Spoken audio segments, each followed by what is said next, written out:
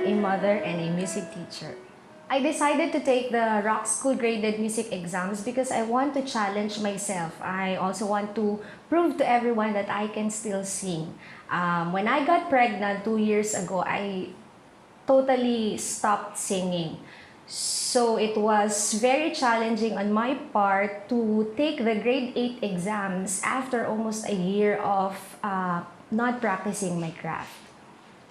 I started preparing for the RSL exams in September. That was, I think, 3 months prior to the examination day. I spent 2 hours of practice on the first 2 months because I am working full-time.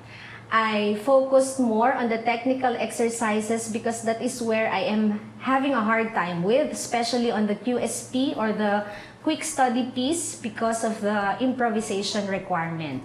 With regards to choosing the pieces, I consider the skill level and the genre of the song. I chose Empire State of Mind by Alicia Keys, Stop by Jamelia, and Power of Love by Celine Dion, which is part of the wider repertoire found in the website. On the day of the exam, waiting for my turn was the most nerve-wracking part of this experience. I was extremely nervous. During my turn, I prayed shortly and told myself to calm down and took a very deep breath. After that, I started talking to the examiner. I also brought a bottled water with me just in case my throat becomes dry.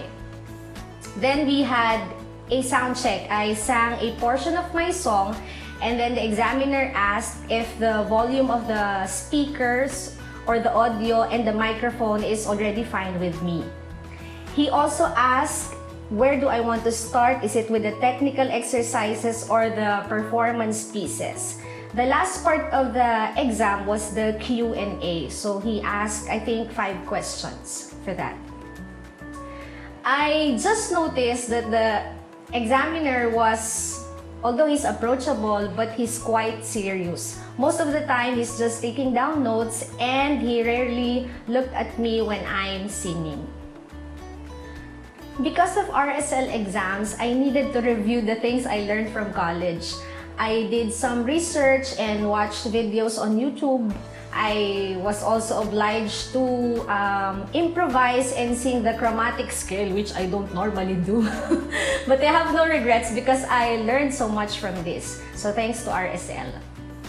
If you are planning to take the RSL exams, start practicing as early as possible. Do not be too complacent. And read everything that is written in your book.